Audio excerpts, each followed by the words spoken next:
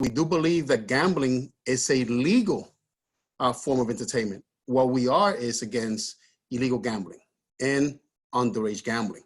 But we're here basically, we're here mostly for the problem that the person that falls into that is affected by problem gambling. We're here to let them know that they're not alone, that there is help, that there is treatment, that there's support, that there's hope. We don't want people to fall into hopelessness and despair. Now, Dan, if you can help me out here, I seem to have a problem going on to the next slide. Sure. So what you want to do, Luis, just click anywhere on the slide and you give it one click, and then you should be able to advance with your arrow in the bottom right. Ah, there we go. There you go. I'm not too tech savvy, but here we go. Thanks, Dan. No, it's fantastic. And just a quick note, Luis, I'm sorry. So your video is a little glitchy. I'm not sure if that's my end or your end. So you might want to consider turning the video off just in case it's creating any type of lag. Okay, so just turn the video off. There you go. Is that better? Yeah, that might be better. I know it was a little laggy. Not sure if other people were experiencing. If no one else was, then I know that's on my end. But otherwise, go ahead. It's all yours. All right. So that explains who we are as far as 800 Gambler and what it is that we do. Now, what is gambling disorder? You know, gambling disorder involves a person that is in constant, always thinking about gambling, has a behavior that they just can't stop, and it's causing distress. Now, in here, many people don't believe that because you have some people that have good income. So many people who do not fall, let's say, under financial distress, they don't believe they have a problem. But there's usually some sort of distress. There's something that's being sacrificed in that person's life. Okay, gambling is considered and thought of as a process behavior addiction. That means, it's not an addiction where you consume a substance. It is a process addiction. It is characterized by concurrent problematic gambling problems. So let's define gambling so we can continue. So when you gamble, you are participating in any game or activity in which you risk money or a valuable object in order to win money or a valuable object. For instance, when people go to these events and they have raffles, obviously you're gonna have to give up money for tickets, and then you have a chance to win an object. Okay, that's gambling. But let's define gambling for the purpose of this webinar. Okay, buying lottery tickets, gambling, at a casino, going to the actual brick and mortar building, playing cards or dice, betting on sports game, playing slot machines, video poker, or other video game that involves gambling on the internet. With us being under a stay-at-home order and the state being in a state of emergency because of this pandemic, this has been an issue for a lot of people. Betting on horses, dogs. This also includes cockfighting. Okay, I know in the Latino community, we do have that issue. Playing bingo or keno. Okay, this is gambling. I remember as a kid, one of the things that we did as a pastime in the city is we pitched pennies against the curve. And it was pennies, and we were just kids. But that is gambling, and that in itself is also underage gambling. Okay, so we have different types of gamblers. We have the social gambler, which is most of us. Now, these are individuals who do not experience negative effects when it comes to gambling. And the reason that they don't experience any negative effects is because they know how to limit themselves as far as time and money. You go to a casino, you got to put $50 in your pocket, whether you win or lose those $50, you're out of there, okay? Then we have the prime gamblers. That's usually about 7 to 8% of the population as United States. Let's not let these numbers or the fact that they're low numbers or we see them like 7, 8, 8%. We're talking about a population of the United States that's over 320 million people. So, even 7%, we're talking about millions of people, okay? So the problem gambler, he or she will gamble longer than expected. And of course, they will lose more than intended. Because the fact is, gambling, you might be able to do well in the short period, but gambling is designed to hold you there. Gambling is designed for you to lose in the long term. So the more you gamble, the more the chances are that you will come out losing. And disorder gamblers. Now, this is where a lot of times most people get into a whole lot of trouble. These are the individuals that are affected in such a way that they're not able to, to just pay their household expenses, not able to pay the debt. They're always in debt. They don't know how to control themselves. In this area, many lose their jobs, many lose their families, and at times attempt to take their life. One thing that many people might not be aware of, but gambling has a whole lot higher rate of suicide attempt than any other addiction. So the DSM-5, they have a criteria. They have 9 set criteria that more or less categorizes and lets people know if you fall into a gambling disorder.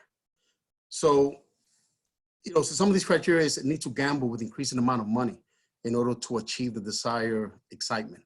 So the longer you are, the more money you're going to need. There are people that just do not know when to stop thinking about gambling. No matter what they do throughout the day, they're preoccupied with gambling. Often gambles when feeling distress. During this time of this pandemic here, a lot of people are under a lot of stress.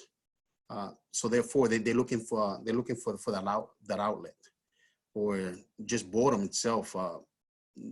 Those people, especially some people that live alone, they might not be able to have someone there with them, and therefore they will indulge in this gambling. So any one person that falls into this category, you ask them one of these questions out of the 9, and then there is a severity schedule. So depending on how many yes answers a person get, then that's where the severity of addiction falls. So out of the 9, within a 12-month period, let's say if you answer yes to 4 to 5, you in the mild area. 6 to 7, moderate. 8 to 9, severe. In the severe area, that's when we get into disorder gambling. Now, don't think that just because someone answered yes to these questions or they fall into this category, that there is a gambling problem. Just like anything, these are screening tools. Just like any tools that maybe some of you use in your practice nowadays. Just because a person tests at a certain level in one of these tests, it does not mean that that person has a gambling problem. It just means that there's need for further investigation. At least a screening is done. At least something, can guide you into that there could be another problem, an underlying problem. Okay. So now we're going to go into prisons. And this is the bulk of this presentation. And all the things that go into prison, and you have those guys that are coming out of prison. You got to remember, prison has a culture of its own. You have some individuals that spend a long time in prison, and a lot of the habits, a lot of the culture that they cultivate within those walls, are they going to bring out with them? So a lot of things need to be addressed. So just because a person comes out with certain issues, it doesn't mean that there's nothing underlining that could be lurking that can help you in his treatment or her treatment. Now, a person coming out of prison is going to face many challenges, especially the long-term offender. The long-term offender is going to need a lot of assistance in many areas. Housing, documentation, employment. Documentation is a big one. Any person that has gone through the system knows that it's so easy to lose your documentation. And sometimes it becomes very difficult to prove who you are coming out of prison. Education. mental health treatment. As we know, most of the individuals going to prison suffer some sort of, or is under some sort of mental health treatment. Transportation is a big one. Financial literacy, budgeting. Many people coming out of prison do not know how to budget. So with all this challenges that these individuals face coming out, why should we worry about, asking these people or screening them for something like gambling? Well, this is why. When gambling, when a person comes out with gambling, having issues, if you're not able to get underneath everything that person might be going through, and there's a gambling problem underneath it all, then it's going to be the treatment outcome is going to be impacted. Individuals with substance and mental health disorder are higher risk for handling gambling problem.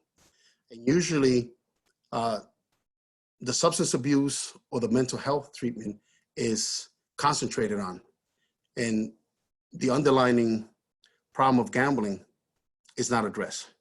So, and unaddressed gambling issues can resolve other problems. Later on down the line, I'm gonna, as we go along, I'm gonna share a story with you, me personally, that happened because I did not screen one of the individuals that I was working with. Okay, so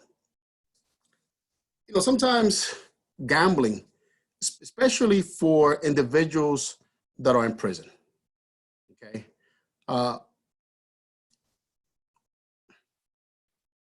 it's hard for me to continue unless I share something with you, and I'm going to share some personal information right now.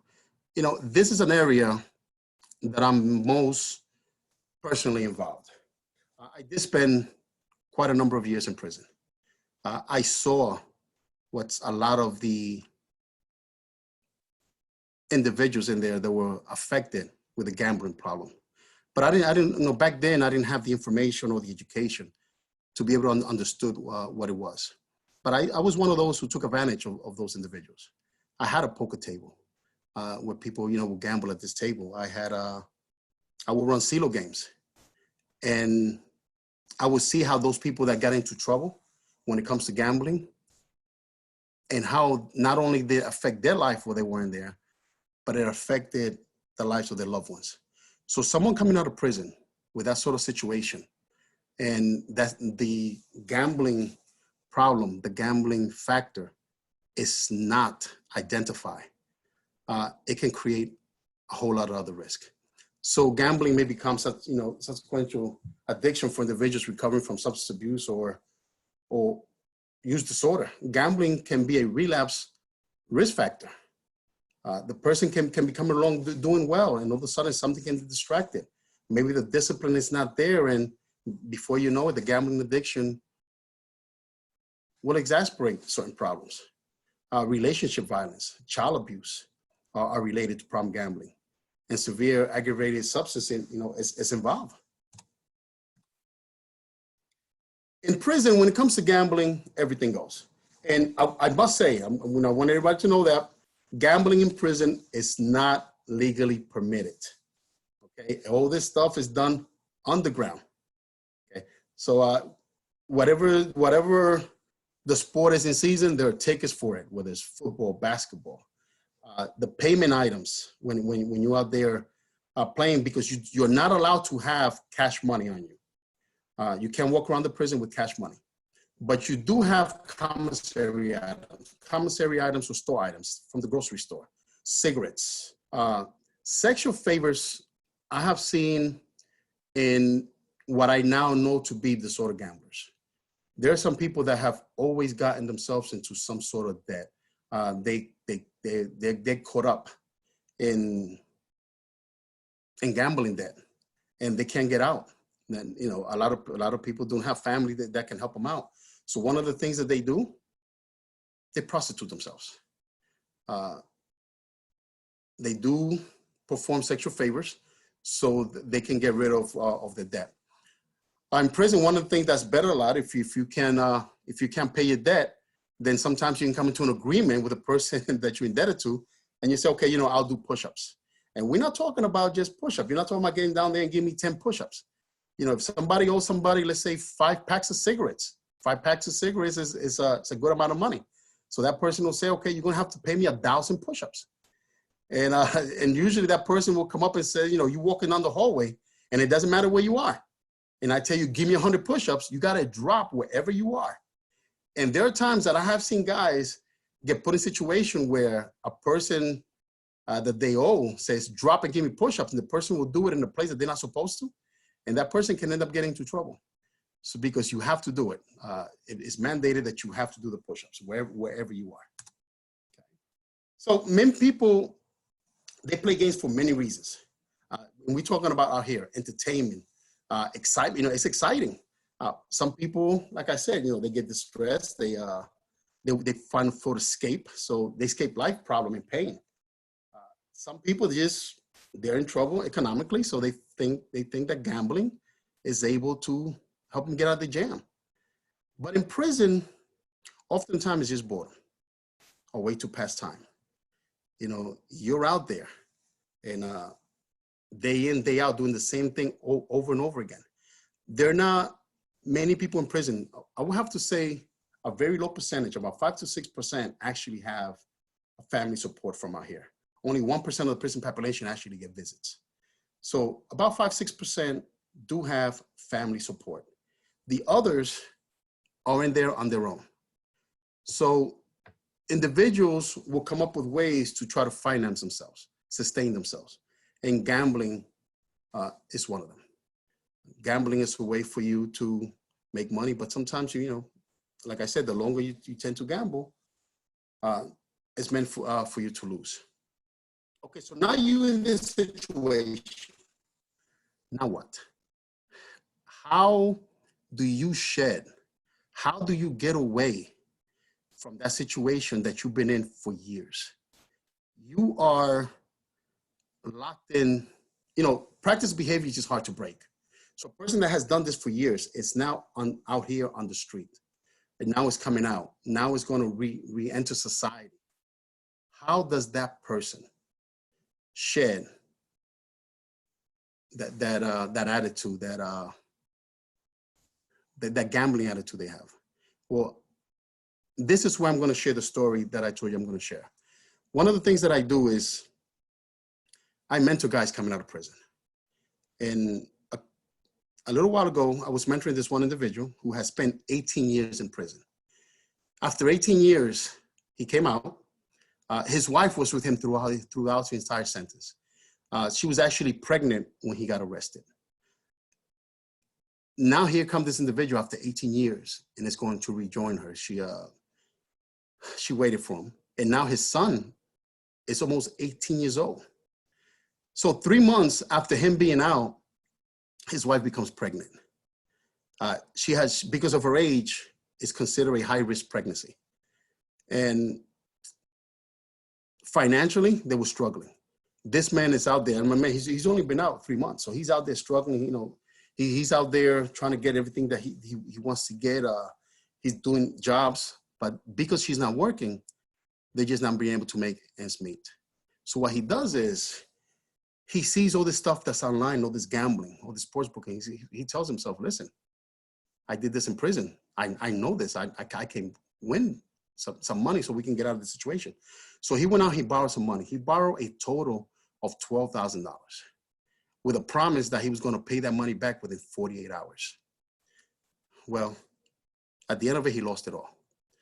He lost it all, and then he could not pay back.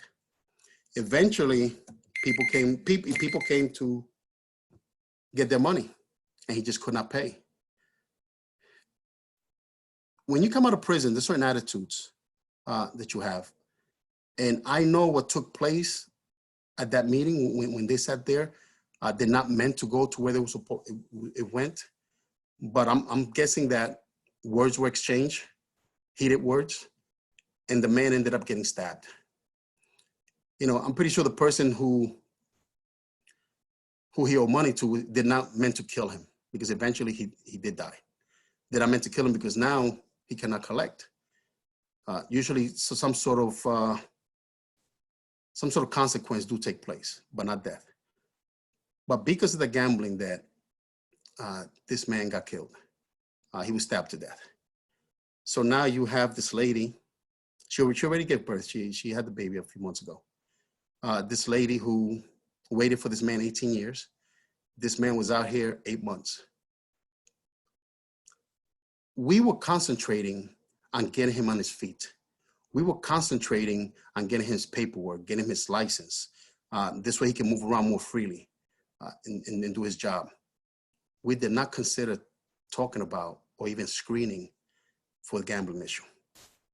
And at the end, after doing 18 years in prison, he came out here, and under 9 months, he was already dead. And now his wife is left with a grown child and now a baby. You know what we're gonna do is what we're gonna do, Dan, if possible, I would like to take a break to take questions now.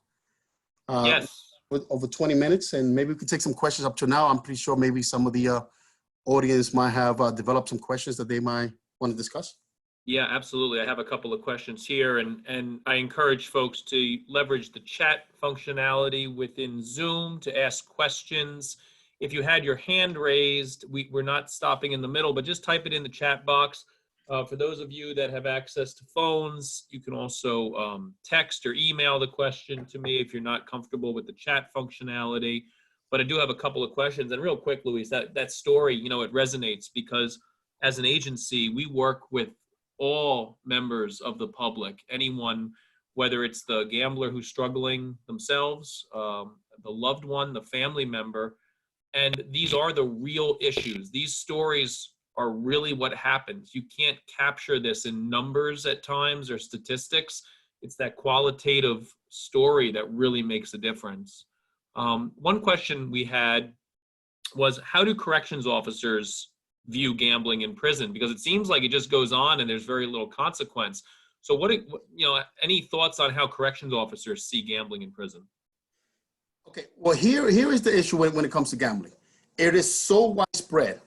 Now, if you get caught, like let's say for instance, if a correction officer searches your cell and he finds gambling paraphernalia, he's supposed to give you a charge. If he finds tickets, if he finds a large amount of cigarettes, that means you're doing something illegal. Usually it's gambling or, loaning out or being a loan shark. But it's so widespread and it goes on so much with everything else that goes on in prison. If you can imagine the fighting, the stabbings, all the issues that go on with behavior, gambling becomes very low. Although gambling produces a lot of violence.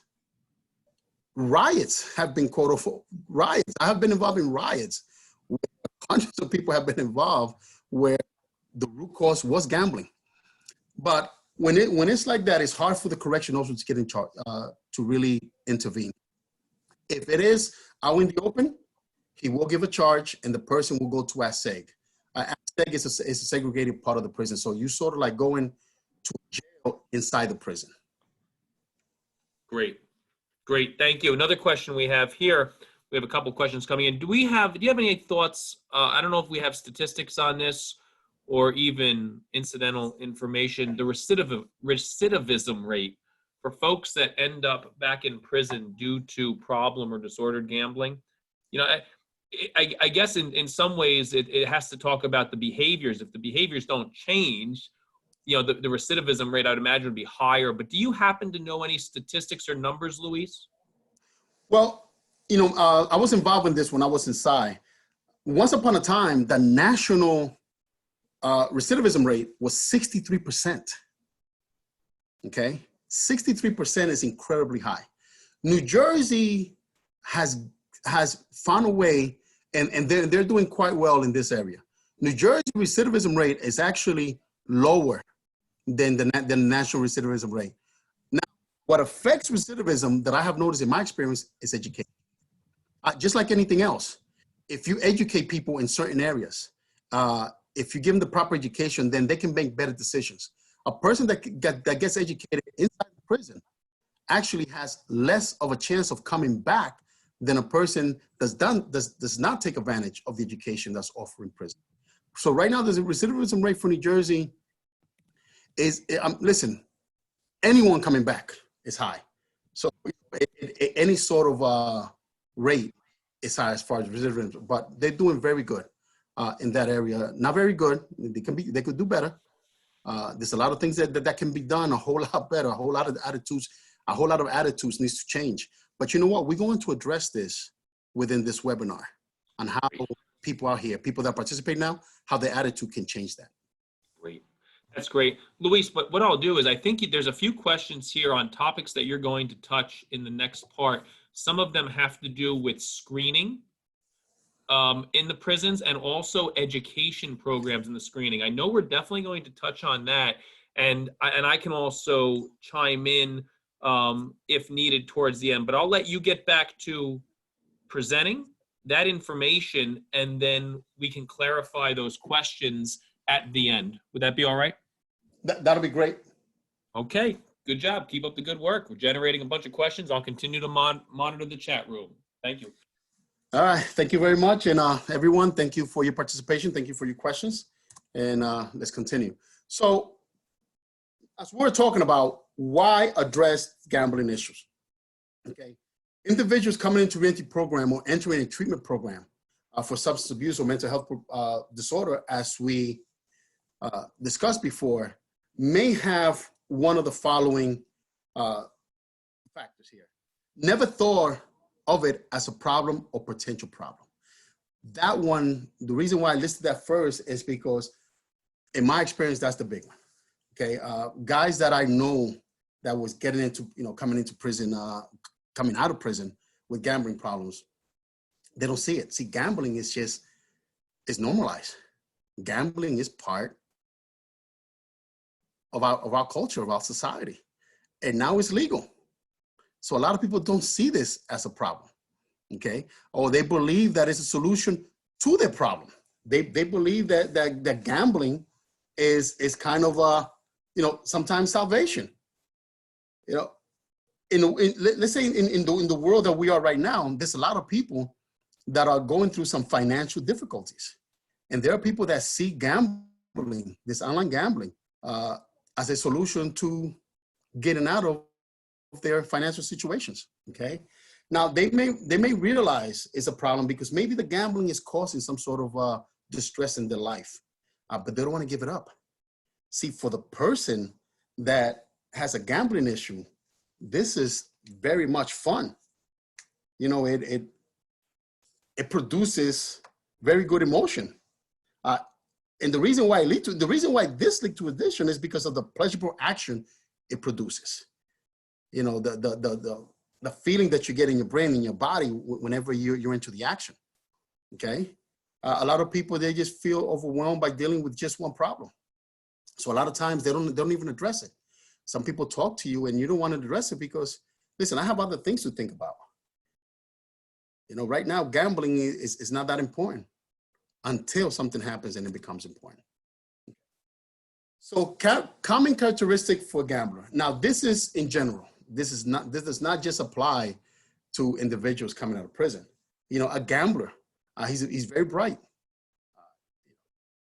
Bright in a sense that most gamblers that are into this are very intelligent individuals. They're charismatic. They love life of a party. The gambler is the one that's in the room and he's talking the most. They're competitive. That's why you see gambling sometimes affect athletes, that competitive nature of the athletes.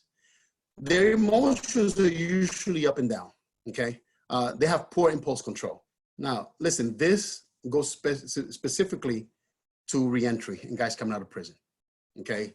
I know I speak for myself. The reason why I ended up in prison is because I have poor impulse control. So, that's already in you.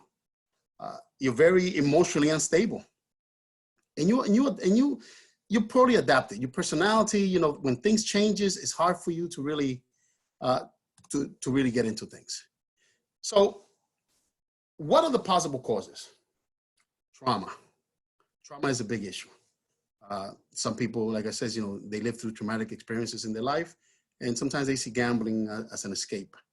ACEs, adverse childhood experiences. This is coming up big nowadays because we know everything, especially dealing with the sexual abuse of children, stuff that kids go through, the experiences that kids go through, they carry that with them.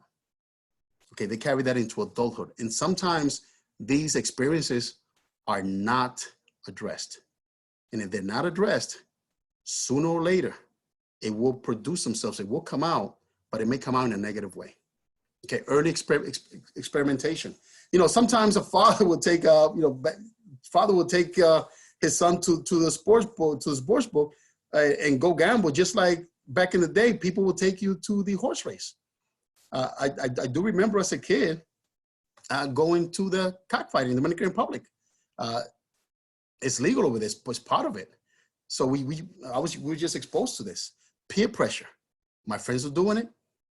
Why shouldn't I do it? I'm out with a group of friends and we're gambling, and we do it. So family history. Now this goes to practice behavior. So if you grow up in a household where someone is constantly gambling, you know, it's a chance that that child will pick the habit up because they see the adult, they see the role model doing it. This is why our Council of Compulsive Gambling, one of the address we did as a public health address is we asked parents, we put out commercials about giving children lottery tickets for Christmas. You know, you don't want to start kids down this path too early. Now, we are not saying in general that anyone that's involved in this will develop a gambling problem. Okay, just like anyone that's using the internet is not going to develop a problem with the internet. But those who have prone to that problem, if they're exposed to it at an early age, you know, the earlier that this will come out, and the more problem it's going to cause. Okay, so other factors. There are many people, older people. See, gambling is the type of disorder that can come on in a single weekend. You know, you go to Las Vegas with a couple of friends, and you know, all of a sudden you just throw a quarter in, you throw a couple of dollars in the machine. Next thing you know, you get a win, and then all of a sudden, you know, that surge of excitement comes in, and you just keep going, and you like it. But there are times that, you know, a person will go all his life, a person that could be dependable, responsible, they're family oriented. Now they're retired. They have time on their hands. So you know what? Let me dab into this little thing here. Like I said, traumatic circumstances can also contribute to gambling problem. Job-related stress. You know, just looking for that escape. Loneliness. This loneliness basically affects a lot of our seniors when it comes to gambling. You know, the kids are out the house. They're just home. They're lonely. And sometimes getting together, we have a group of ladies who had a circuit doing bingo. They were doing bingo 6 times a week. And it was actually one of the granddaughters of one of the ladies that had called in and says, you know what, I think my grandmother got a gambling problem. And you know, when investigated further, it shows this lady, she was not eating well because she was saving her money for bingo. You know, so the presence of other addiction. For one thing, we know that alcohol is most very related to gambling. You go into Atlantic City. One thing, what they do, they give you free drinks. Just sit there and gamble, and we're going to give you free drinks. So other addiction, like let's say someone with a alcohol addiction might be inclined to go to gambling. And there are other environmental factors, like we discussed before, and of course, opportunity. Somebody tells you, you know, one of the things that you get with all these announcements nowadays, dealing with all these sports books and all these sports online. What do they tell you? You can gamble risk-free up to $500. Okay, some will give you $500, some will give you $200. But listen, I'm going to take a chance on gambling, and I'm going to put up $200. And if I lose, I'm going to get my money back. So, you know, that's an opportunity. And, you know, sometimes that can be the hook. You know, that can be the hook, just like the drug dealer. The drug dealer that doesn't make his money on the initial buy. Sometimes the first is free. The money's made on the comeback. You know, some will not come back, but some will. Okay, so gambling can lead to a range of problems, but addiction can happen to anyone. You know, we have spoke about characteristics, and we have spoke about causes, and we have spoke about character defects that can lead to this. But no one can predict who will develop a gambling addiction. This is why it's so important to screen, okay? Because we just don't know. But if we have the answer, if we can talk, if we can discuss things, if we can just get it out in the open, if we can just have that conversation, having that conversation can help. There are many times I have gone to forums where we do these forums just to bring awareness, and we sit down. And once you bring it up, somebody always brings a story because somebody knows of an uncle, a cousin, you know, somebody's father who had a gambling addiction, the horses, the betting. There's always something. So the minute you have a conversation, things tend to surface. Things just tend to come up. And next thing you know, that conversation is leading to treatment. That conversation is leading to, because sometimes the gambler himself or herself might not know they're having an issue. So this is why it's important, okay? Now, I put this quote at the bottom because one of the things that we had spoke with Dan, we have, you know, Dan first mentioned a phrase to me. He says, you know, a lot of gamblers will say that they don't have a gambling problem. They have a cash flow problem. So gambling is not a financial problem, but it is an emotional problem that has financial consequences. And this, that quote there is just so very true. So it takes a village. Now, Dan, you were talking about one of the questions that somebody had, and this is where it could possibly be addressed. Successful reentry starts at entry, okay? We cannot wait until someone goes into the prison system, and then when they come out at the other end, 10, 12, 13 years later, now we want to address issues that we should address while they were there.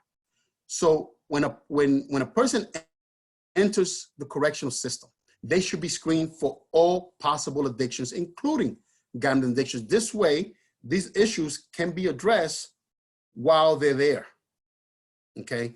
Rehabilitative opportunities during incarceration, very important. We discussed about the recidivism rate, okay?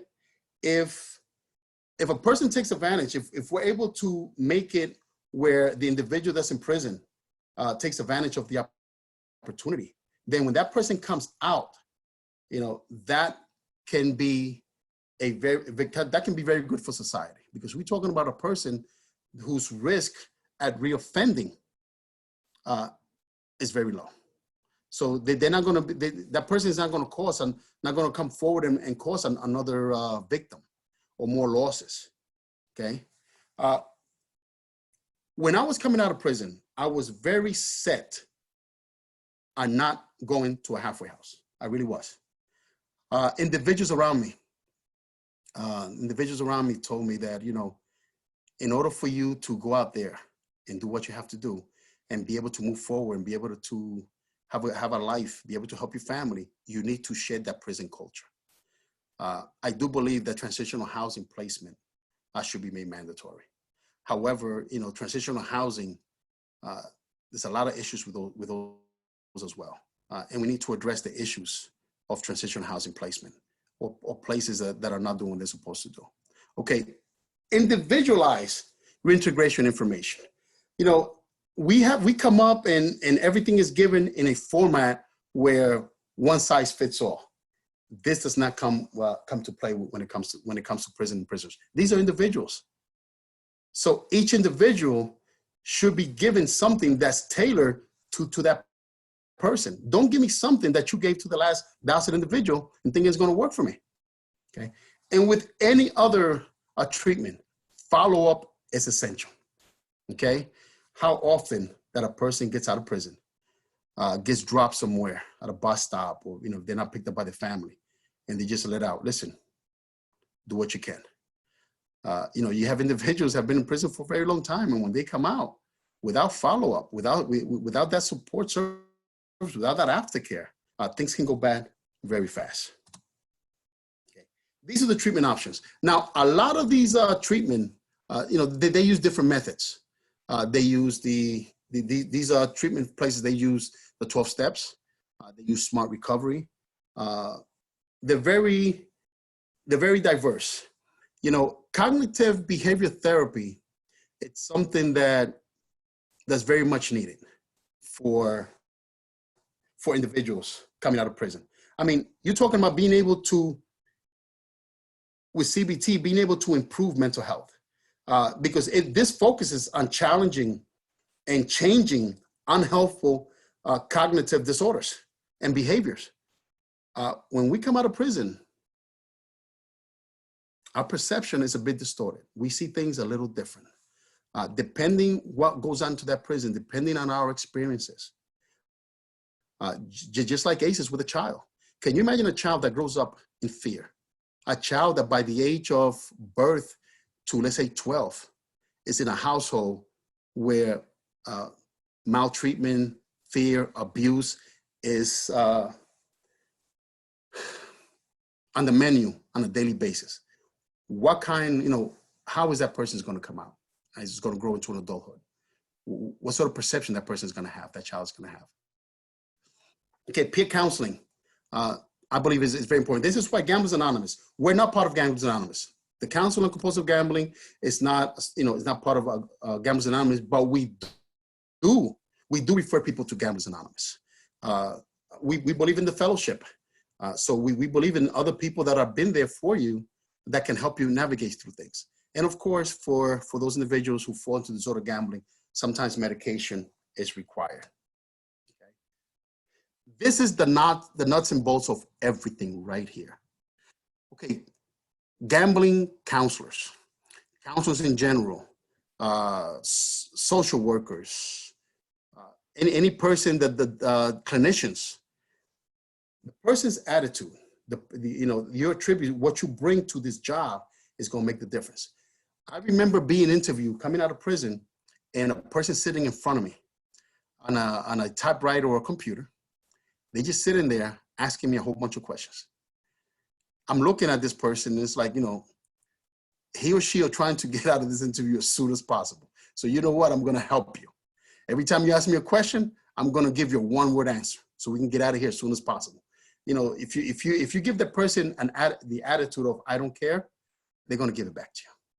So attributes of gambling counselors, or just people when it comes to screening, is very important.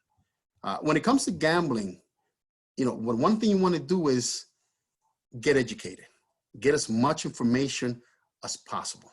Okay, because as a counselor or someone that's dealing with gambling or just in screening, you got to develop a certain attitude.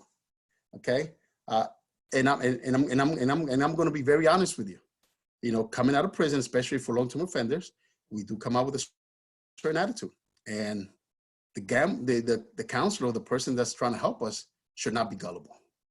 Okay, should not just be accepting of everything that we do, because I'm going to try to give you what I believe you should get, depending on what you get me. So it's going to be up to the counselors to, get that person to open up, to get that person to be able to disclose, whatever disclosure they can get. The reason why I'm going to this because of the importance of it. Okay, counselors, like I said, you have to be able to address the nonsense. If you're treating me, you need to be able to hold me accountable. Okay, my discipline now was very low, but you also need to listen to me. Don't sit in front of me with a clipboard and just go off a list of questions. Look at me, pay attention to me. Let me know that what we're doing right now is important to you. Let me know that my life is important to you and that you're there to help me. Okay, so you can't be judgmental. Your attitude, you got to have empathy. And you got to be able to just come at me as a human being.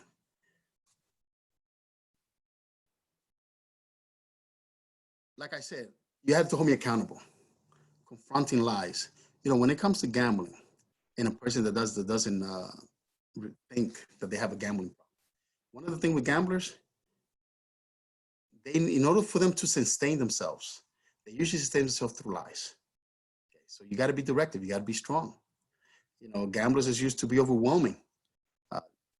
they use whatever, they use body posture, language, anything to try to be able to dominate the situation that they're in and be able to manipulate the person they're in front of.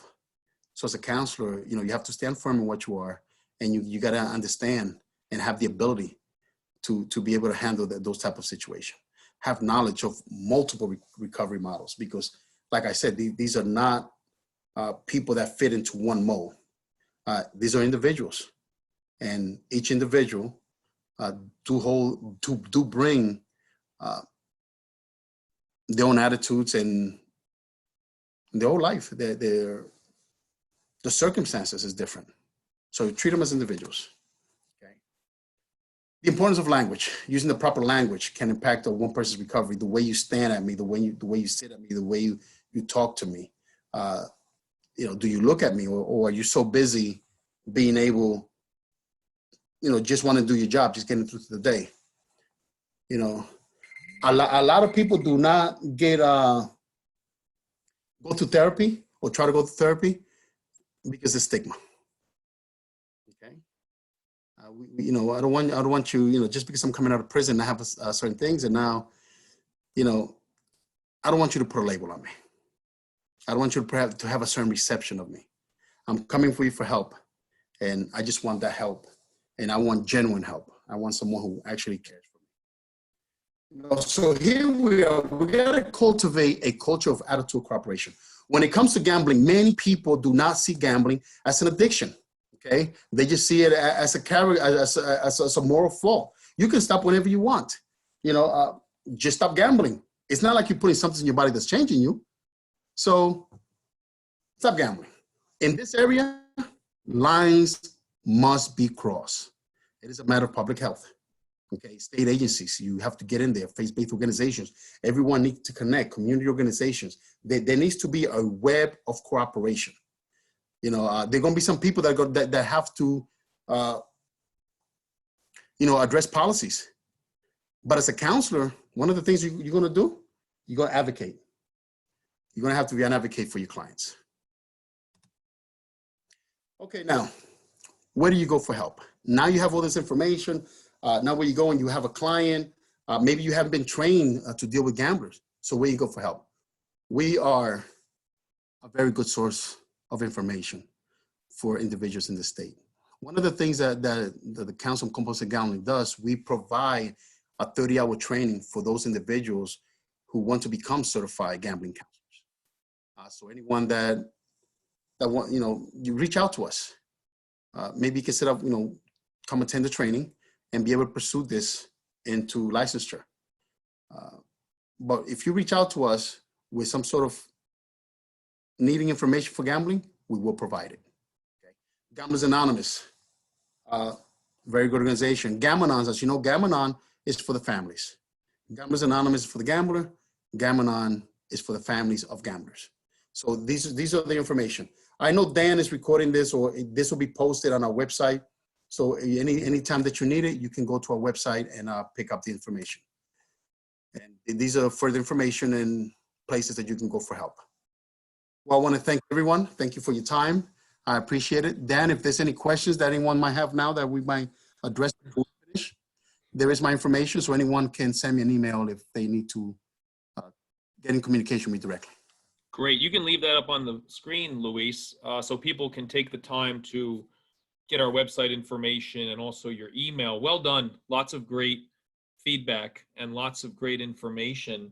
We did have some questions coming in throughout the second half of the webinar as well, and also had one or two from the beginning, and a lot of them were very similar, which was great because people are thinking now. You really got people thinking. And one of the question was in terms of the education programs, right? You made the great point, which I chatted out to the folks, reentry starts at entry. I thought that was a really great line that really stuck with a lot of people also. So when we talk about education programs in the prison, right now we're doing stacked deck, as you know, within a subset with the Department of Corrections. Can you talk a little bit about the education program of stacked deck and why you think that would be helpful for people in prison? Well, stacked deck deals with, addressing fallacies when it comes to gambling. So stack deck is a good way to get people to think. You have gamblers. You have gamblers that actually believe that they can change the outcome or get the card they want just by simply willing it. Or there's just certain fallacies that people have when it comes to gambling. Stack deck is a good educational piece because not only does it address the fallacies there, but it also helps you try to avoid the pitfalls that goes into gambling. There is a lot of psychology in gambling. There's a lot of stuff that's coming in your way. So individuals can be able to get the education and the information they need in order to see through all sometimes the nonsense that gambling or the psychology of gambling that has in the marketing that most companies throw at you. Wonderful. Yeah, and one of the value added pieces that we saw with Stack Deck, because it was designed for adolescents and teens age maybe up to age 18 or 19. But what we thought within the corrections environment, the information that was being shared was actually really well received, because sometimes you'll have people with prior substance use issues, and that brain development and the stunting of the growth of the brain development in terms of cognition, they really embraced the lessons that were being learned.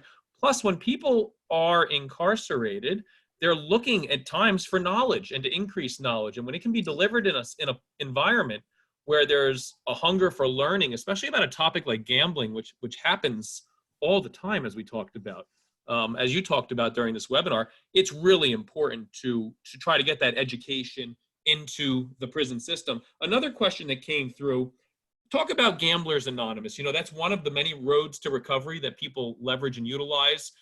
Great mutual aid support system, great to be used in connection with therapeutic intervention with an individual counselor, can really help enhance the experience of someone attending GA. Are GA meetings allowed in the prisons, to your knowledge? Yes. There are many meetings that goes on. AA, NA, GA. Back in the days, it was always AA and NA. Towards the end, with me, towards the end of my sentencing, because of all the gambling issues or gambling problems or issues within the prison that gambling produced, like I told you, riots have been caused over gambling deaths just because two sides have gone at it. The prison has acknowledged the fact that gambling is an issue, and there are some issues, and there are some prisons. It's not too well spread, to tell you the truth. It should be in every single prison, but there are some who do have GA meetings, and they're effective. They are. A couple of questions came through the Q&A, and we're still doing well with time. There are two questions through the question and answer app within Zoom. One I had addressed, but Luis, this is one that I also wanted you to kind of talk to.